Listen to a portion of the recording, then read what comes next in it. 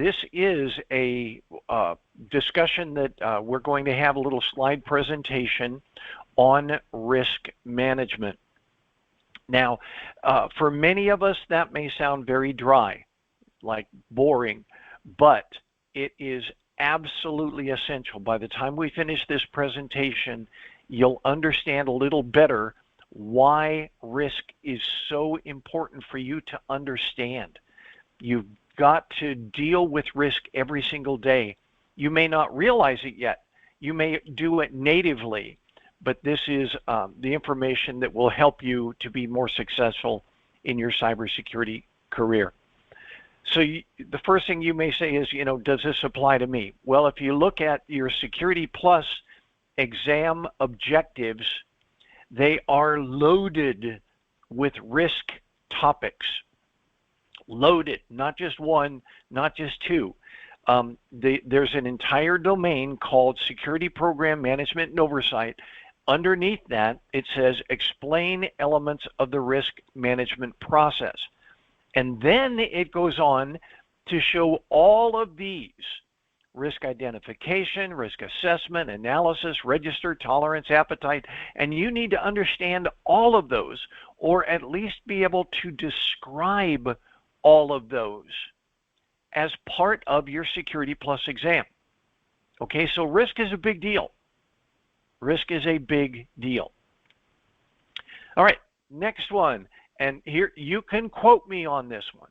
You can quote me on this. 5 years from now, 10 years from now, you're going to say, Scotty said this. If you don't develop a solid grasp of cybersecurity risk, your entire career will be a challenge. I am serious. All right? So let's try and help make you a little more comfortable with the topic of risk. So when we talk about risk, not everybody understands exactly what we're trying to refer to, because it's sort of a nebulous concept. You can't grab a hold of something and say, this is risk. So the point of it is, and I've just put it in simple terms, the possibility of something bad happening. Of course, if you look at the ISO, it's a little bit more complex, but it's the possibility that something bad is going to happen. That's a good way of describing risk. Okay? So if you want to look at it with real big words and stuff, the National Institutes of Science and Technology says a measure, and this is helpful for you, so let me get through it. A measure of the extent, big word, to which an entity is threatened, there's another big word, by a potential circumstance or event, and typically it's a function of, number one, the adverse impacts that would arise if the circumstance or event occurs, and number two, the likelihood of it occurring.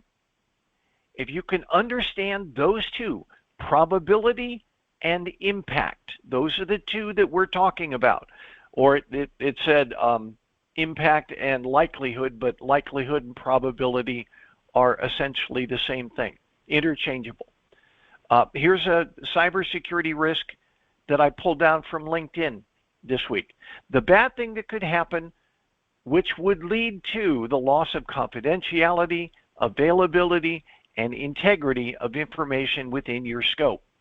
Remember, everything in cybersecurity, information security, information assurance, whatever you want to call it, deals with the CIA triad: confidentiality, integrity, availability. You always have to be thinking about those three. So I got off a blog on LinkedIn, which I thought was very helpful. So there is a thing called risk management, and typically they refer to it as enterprise risk management. But it's like identify the risk, determine the severity of the risks, adopt a risk management strategy to accept the risk or to address the risks, and that's risk management. We're going to talk about it a little more as we go on. So risk involves, to try and figure, let's visualize risk. Risk involves, number one, a threat. In other words, something that might have an adverse impact, a threat. Think about it that way. And then the threat must be combined with a vulnerability. I'll give you a real quick example of that. If there is somebody running around with a knife stabbing people at bus stops in Great Britain, but you live, Kate, you live in Finland, you probably don't have to worry about this guy running around. You know, if you go to a bus stop in Finland, the chances are very slight that this guy in the UK is going to be at your bus stop in Finland.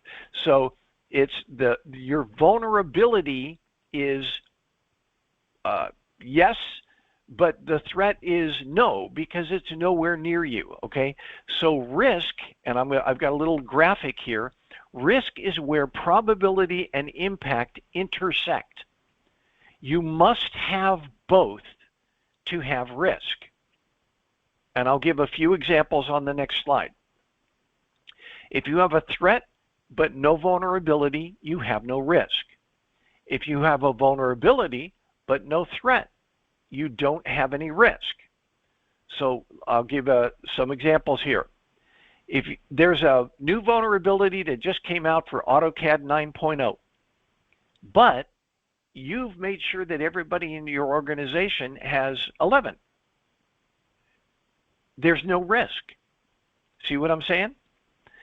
There's a DDoS attacks are on the rise from the internet, but you don't have any internet-facing servers, so there is no risk.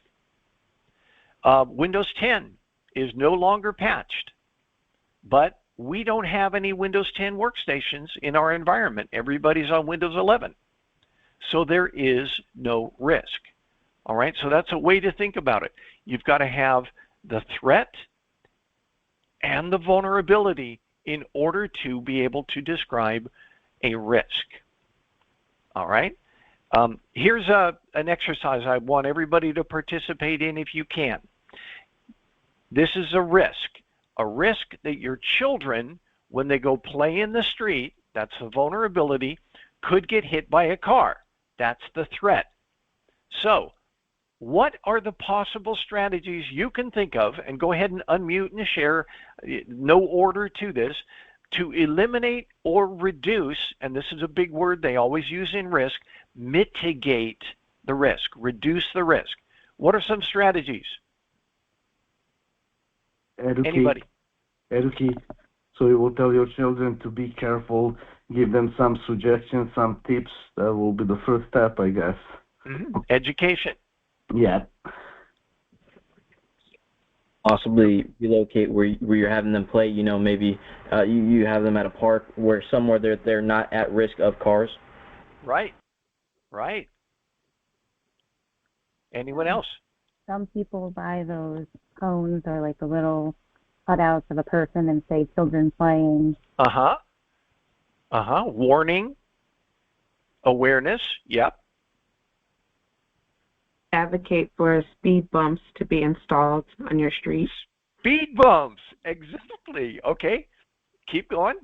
All of these are great. You understand any one of these could help reduce the likelihood and the impact of your kids getting hit by a car.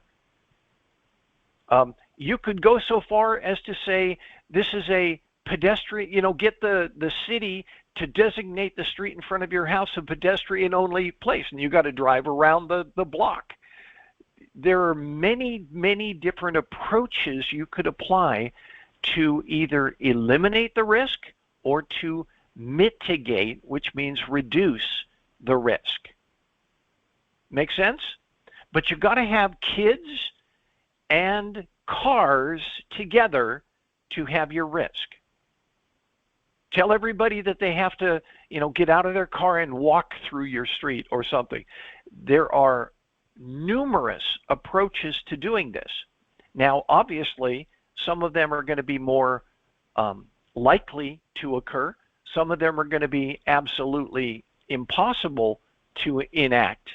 But it gets you thinking about the various ways you can address a risk. All right, make sense, everybody? Okay. Risk types could be in a number of different areas. One could be an operational risk. One could be a personnel risk. For example, if you have a bad fire extinguisher system in your server room, and the stuff that comes out of it happens to be poisonous, you don't want your people working in the server room anymore. That's your risk, that this stuff could poison my people, or that sort of thing. So risks are many and varied. So you have to be thinking about everything in terms of, is there a possible risk here?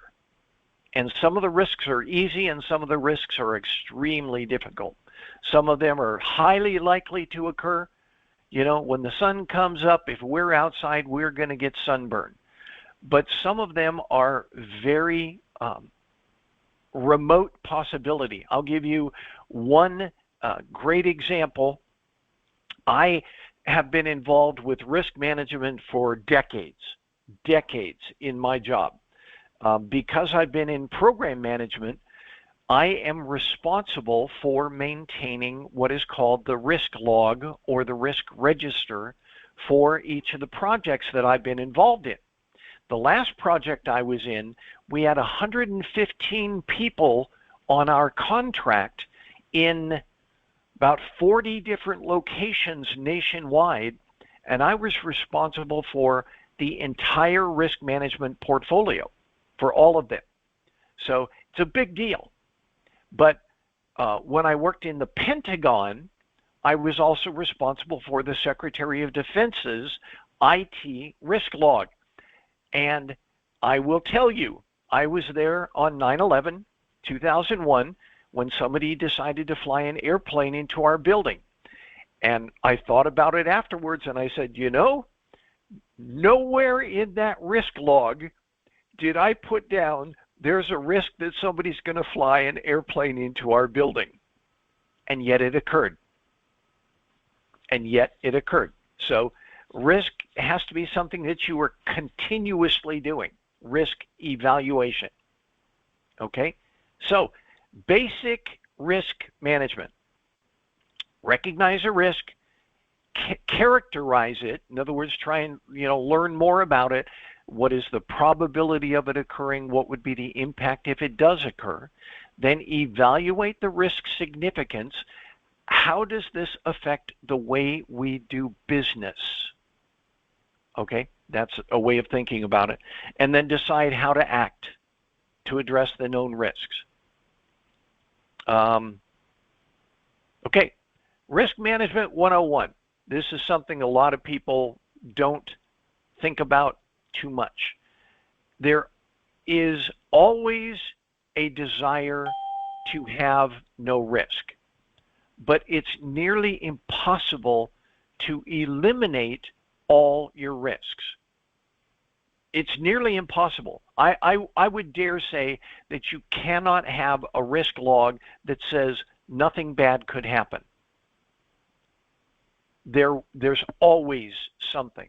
It may be extremely unlikely, and the impact may be extremely low, but there are still risks.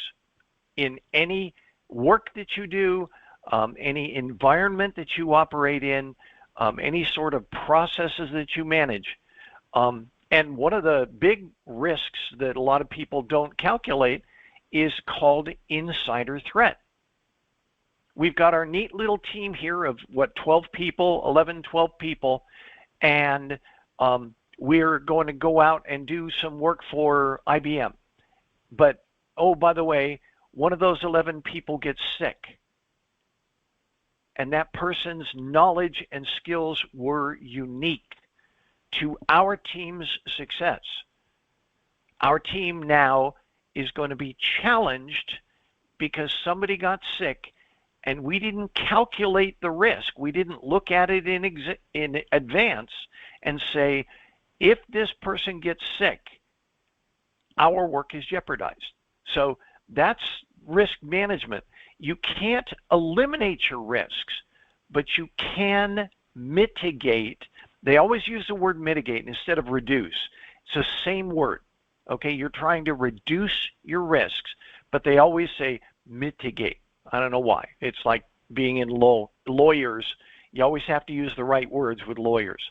Instead of nuh-uh, you say I object. Same thing.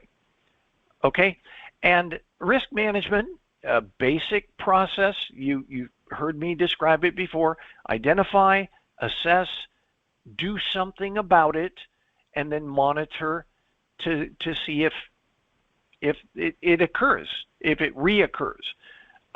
Now, this is just one of those weird questions as I was putting this together. Why do we put some of our visualizations in circles? Think about it. Why do you do circles?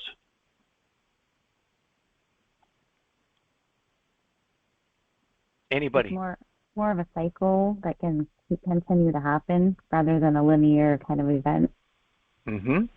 It's difficult to determine start and end. Exactly, Nicole. And I'm going to use another big word. It's iterative. You have iterations of your risk. You go all the way around, and you've now mitigated your level 20 risk to a level 16, but you still have a risk. So, you know, it's a continuous process. It never ends.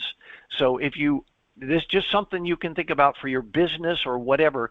If you see a circle, that means it's going to be a process that goes over and over and over again. Okay? Thank you, Nicole. Great answer. All right, so here are some things you can do if you have identified and quantified your risk. You can either accept it, and oh, by the way, you notice I said this is a business decision. You, as the IT or cybersecurity person, are not the person that makes that business decision, unless you have a CEO after your name. A business decision is made by your C-suite executives or the president of the company, not by you. What you are responsible to do is to provide enough information on the risks that you're talking about so that your CEO can make an informed decision. But it's not your decision, okay? You can't say, oh, well, the risk is acceptable, and somebody above you may think otherwise. So be careful about doing that. Always communicate the risk to higher management and have them make the decisions. Risk avoidance. You can basically say, one of the big things that occurred in the last few years is called supply chain risk. SolarWinds had a big problem because somebody actually got into the SolarWinds update cycle, and the software that got downloaded was infected. So what some people may have done is they went back to an earlier version, or they stopped using SolarWinds altogether. In other words, they avoided the risk of having that software on their enterprise. Risk avoidance is another one.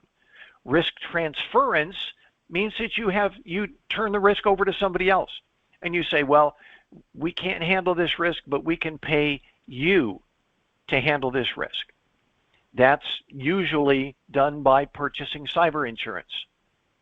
And then risk mitigation means you address it directly and try and reduce it. For example, if you've got a vulnerability in Windows 10 patching, the mitigation strategy would be to get Windows 10 off our enterprise. See what I'm saying? Mitigation, reduce the likelihood. You've got 12 remaining Windows 10 workstations in your environment. If you get it down to 6, you have mitigated your risk. If you get it down to 4, you have again mitigated. 2, 1. When you get to 0, you have eliminated the risk unless somebody brings a Windows 10 workstation back on the environment that you didn't plan about. So all of those are approaches, and again, the whole cycle repeats over and over and over again. Any questions? Yeah, I've got one. So you're talking about how these 4 different types of risk are not something that would be managed by someone who's in IT, right? It's being made by the person who's running this business.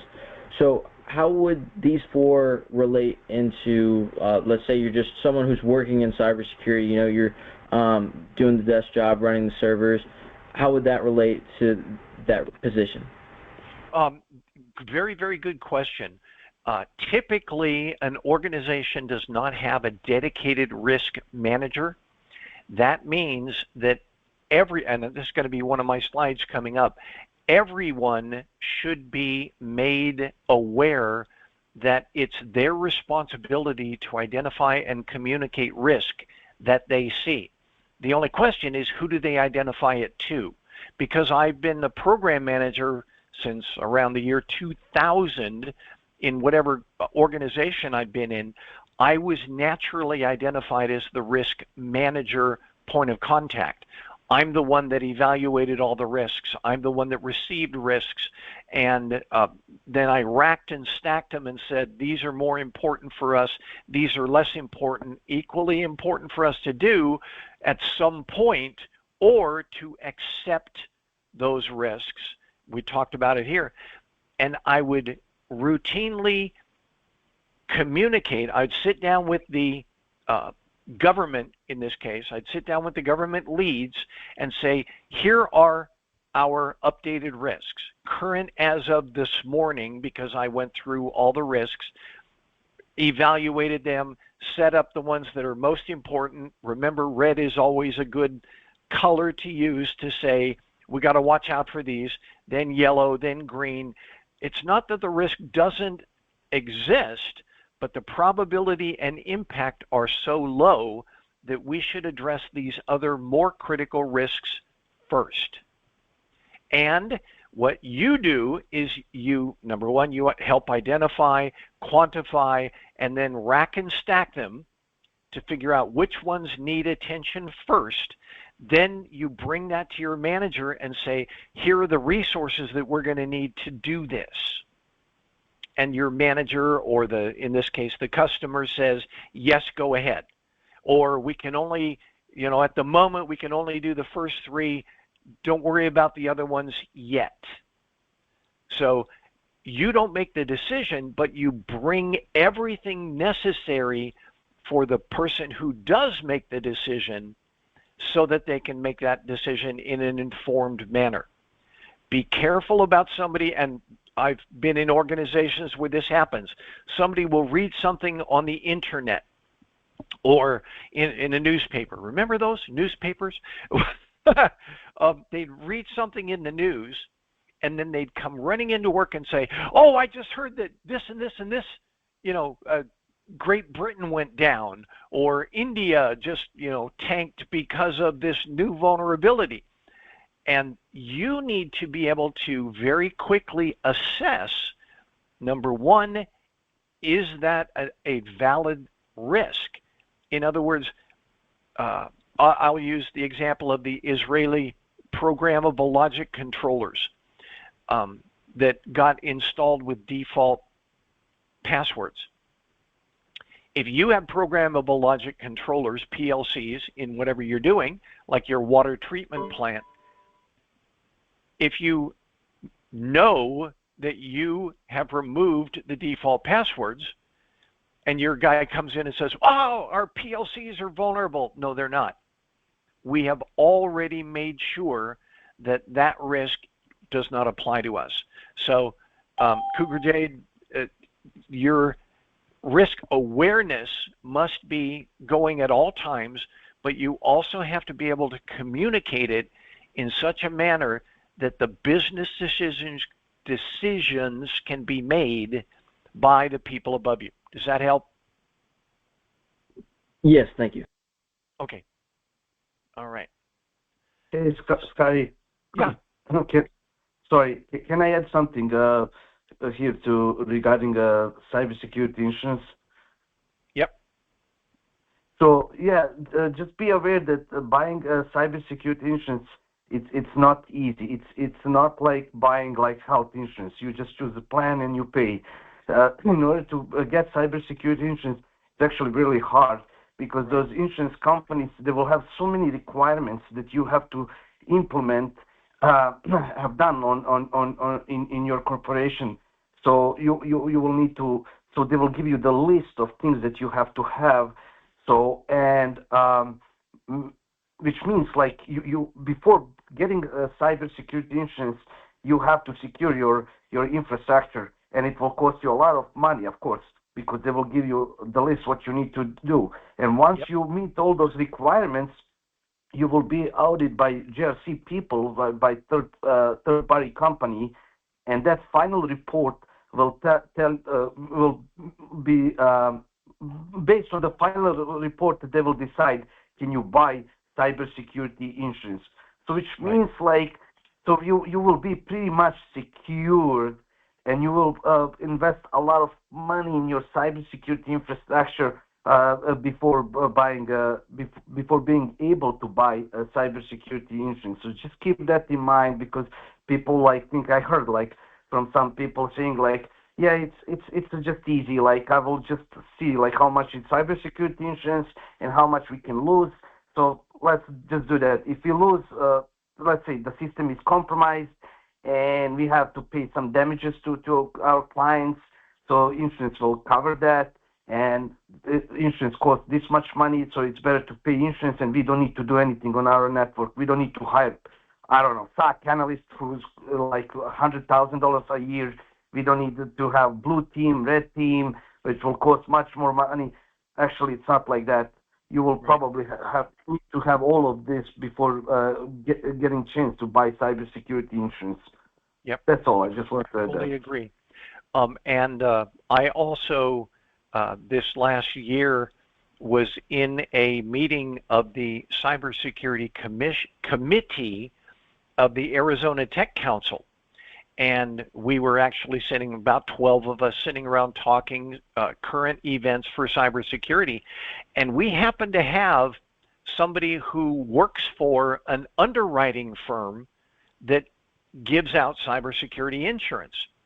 And he said that even the people that got approved and were paying premiums for their cybersecurity insurance, in other words, they went through the whole review and approval process, but because they may have falsified or understated their risk or whatever, the underwriters were only paying about 10%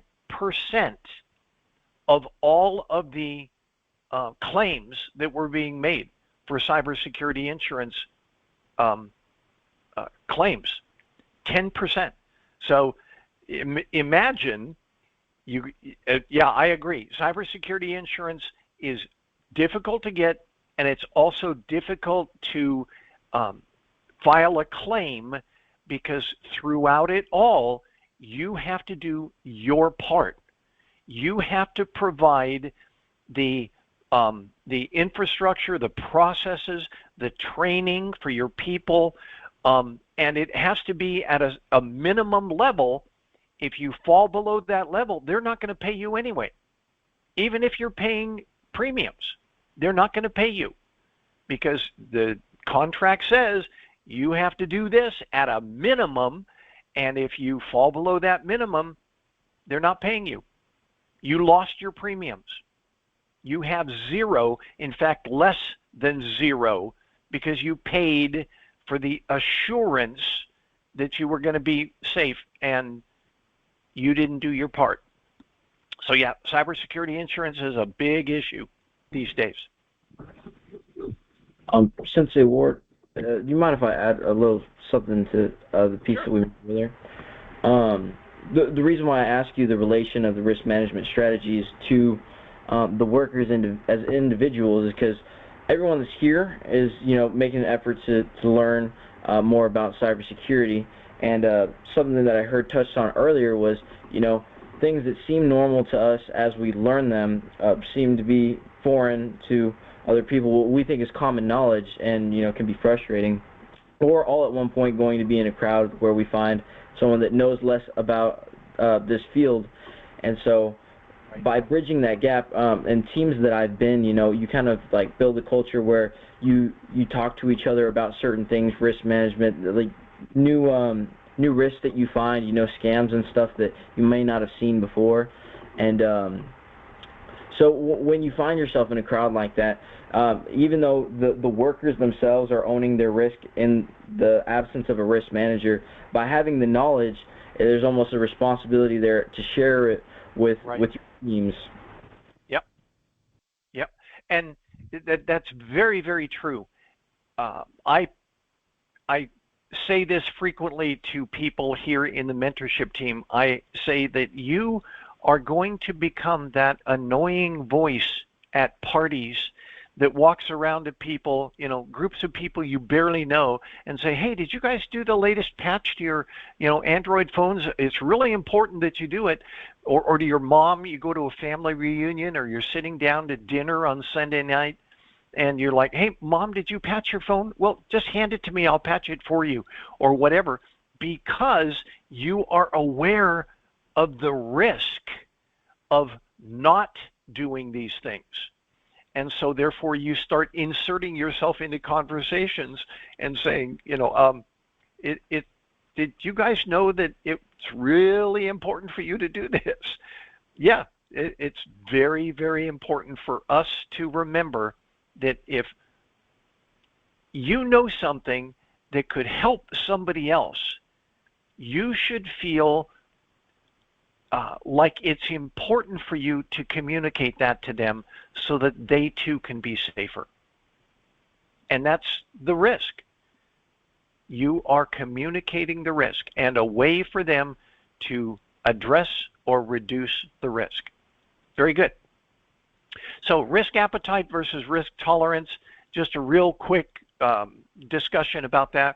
Risk appetite is basically what your organization is prepared to accept, called risk appetite. But risk tolerance could be a little more than that, because we're in a situation that we, for a certain period of time, we're in a surge condition or whatever. The risk could increase above what we consider to be risk appetite. The organization said we should be able to do this. We will accept this. Risk tolerance is a little bit above that. Usually it should be only for a short period of time, after which you should get back to your risk appetite level, or try and help level set your organization's risk appetite. So risk tolerance is typically above risk appetite. Just a way to think about it. Okay, so this is what I mentioned, Cougar Jade, earlier. Your leadership should be, number one, very risk aware, but teach everyone else to also be risk aware. The reason is you can't be everywhere at the same time. You can't be in, this equipment closet, or, where the door lock broke and now everybody has access to the equipment closet. Those sorts of things. You need to help empower everyone on your team to identify and communicate a perceived risk. Everybody. When you say you're the risk manager, that doesn't mean you're responsible for identifying all the risks. What that means is you're responsible for assembling and correlating them and arranging them according to their severity and communicating them to the management so the management can decide what to do about them. All right? So risk manager is the person that gets it all together, but I don't walk around looking in rooms saying, is there a risk here? Or looking at accounts and saying, is there a risk here? Etc. Risk management is the process of identifying, correlating, and communicating the risk, not necessarily being the only person that can bring it to someone's attention. So always feel that you are empowered to identify and communicate risk. That's a big thing. And for some people, that's tough. You're the junior kid in the room. You are the youngest person with the least amount of experience, and yet you're staring straight at something that nobody else seems to have noticed. Bring it up. Even if it's just to your supervisor. Hey, I looked at this and I saw this. Do we know that this is like this? Because if it stays this way, this could happen. Bring it up. Bring it up. Identify the risk. Number one, likelihood. Number two, what would be the impact if it occurred? Now, I'm going to go quickly through these two. I just have pictures, no big deal on this. I'm not going to teach you how to do it. But if you are interested, I can teach how to do risk management. But there are two basic tools. One is called a risk matrix, and the other is called your risk register or your risk log, where you write down all of the risks. The risk matrix it looks complex, but it's not. You combine, remember we talked about it at the very beginning, what's the probability of a risk occurring, and then what would be the impact if it did occur. And you basically plot them out on a chart. You say probability, in this case it's up and down. Number one, the probability is very low, up to number 5, the probability is certain. And then what would be the impact? In this case, number 1 is the impact is, minor. This guy's screen is going to turn from blue to green or whatever, all the way up to catastrophic, we're going to lose business. We're not going to be able to do the work that we necessarily need to do or something like that. So what you do is you take the probability, and there are different matrices, but a 5x5 matrix is standard. That's typical. So you say probability 1 to 5, impact 1 to 5, and then you multiply those two together. In other words, if you have a probability of 4, on this example it's likely, but an impact of 2, which means it's minor, you do a 4 over 2 down, and it says the risk level is 8. And the only reason you do that is that allows you to compare risks to each other so that management can decide, again, where to put your resources. And you always want to put the resources toward the more critical risks, not the low ones where this guy's screen could turn from blue to green, but where we end up being at risk for continuing our entire organization. They're both risks, but the one that requires the most attention and resources to mitigate is probably the most critical. So that's your risk matrix. And it's just a tool that you use. You lay everything out, probability, impact, multiply them together, and you get a number. Then you take all those numbers and line them up. And this is not a good example, but you talk about the date of your risk, you describe the risk, probability, impact. The severity is where you multiply the probability and impact together. They have it here with names, but you could do numbers. So, medium would be 3, high would be 5, so that's a 15, for example. Then you say, who's the owner of this risk? In other words, who has the best likelihood of addressing this properly? And then what are you going to do about it? And in many cases, you're going to have a risk out there that you decide you don't have the time or the resources to address. So you say, well, maybe we could find a way to where this risk is not as big for us. For the Windows 10 discussion, Windows 10, if it's no longer patched, what do? Well, we could micro-segment those Windows 10 workstations to where nothing else on the environment will touch them. For example, that is a mitigation action to get that risk from a 20 down to a 12, let's say. Okay, so mitigation actions, that's what you put down here. What is our plan to address this risk? And then management has to decide whether they're going to do it, because usually it involves time, money, people. Okay, so this is the biggest nugget that I can give you in your risk management approach. The biggest nugget, and people who are long-time practitioners in risk management, sometimes even they don't get it right. But when you state your risk description, use a phrase that addresses what would happen if the risk turned into an event. And I'll give an example here. Instead of saying sloppy cable management, you literally say you could trip on that cable. That's a very clear risk description that you can then address through some sort of mitigation action. Well, let's reroute the cable so it doesn't lay on the floor or whatever. But to say sloppy cable management could be absolutely true, but how do you reduce that? How do you make it less sloppy or whatever? Dangerous cable management.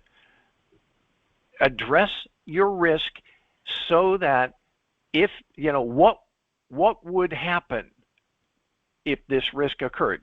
Somebody would trip over the cord. Okay? That is my little trick to you that I've learned from 20, 30 years of risk management. And it's very helpful, because then when you look at your risks, somebody can read it and understand more than something nebulous like sloppy cable management. Make sense? Okay, that's it, and we made it on time. That's great. Does anybody have any questions, comments, anything to bring up before we finish and I stop my recording? Any questions? I do have, actually, I have some suggestions. First of all, this was really great. So it's amazing. So you really nicely packed everything in this PowerPoint about risk management. And I think, if you understand this, what you presented today, you can kind of dive deep more in risk management. But this is something that you have to understand before proceeding further up. It's amazing. I really love it. So I just want to say something so maybe next time we can do something to talk about how to present the risk to upper management, because you can go there and you can talk for 45 minutes to upper management, to your CEO, and they can ask you, okay, and how much is going to cost us? And you say well, it will be about $5 million. And they say, okay, thank you, next thing. And then Right. Right. But if you tell them, well, listen, if you don't do this, we can be next to 23andMe. Right. Just think about that. And we all know what happened to 23andMe after the breach, and now they kind of going out of business. So you have to really emphasize what can happen, if we don't do what we need to do in order to protect our organizations. That's a big thing. If you don't do that, so your work might be kind of will not worth anything, because if they don't understand the risk, if they don't understand what you're trying to tell them, they will not spend money on it. That's right. They will not do what you're saying. So I was thinking maybe something, and one more thing, I can do this, and so since this was the risk management, so maybe next time we can do vulnerability management a little bit the next one, so people can understand more what's going on with vulnerability management. And I can prepare something for next Saturday if you want, like so, Sure. or you some of the like small PowerPoint presentation about vulnerability management. I think this is great. Like so, risk management, vulnerability management, mitigation at the end. So what kind of things we can implement in our organization to protect the network system and computer system and all those things. Like I think that we can kind of combine, like since this is the first presentation, we can do two more, and maybe finally just talk about how we can present all those things like to upper management, especially when you need to implement some cybersecurity, things like that in order to protect your organizations. And of course, it costs so much money. Like you have to hire people, you have to buy licenses, and it's a lot of money, and especially for big organizations. So you have to come up with really good plan and convince those people, because again we already spoke about this. Cybersecurity people are like the one who like not bringing the money to organizations. They actually taking money from organizations. So we are the one who's spending money. We are not making money, and we are like the last one on the list.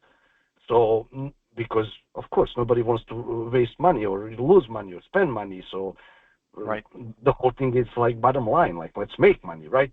So and then for us, it's really hard to get big budget, to get any budget to make changes. Even I mean, I've worked for small organizations and still like trying to make some changes and giving some suggestions, and I can tell like people don't care. And I know, like they don't care until something big happen.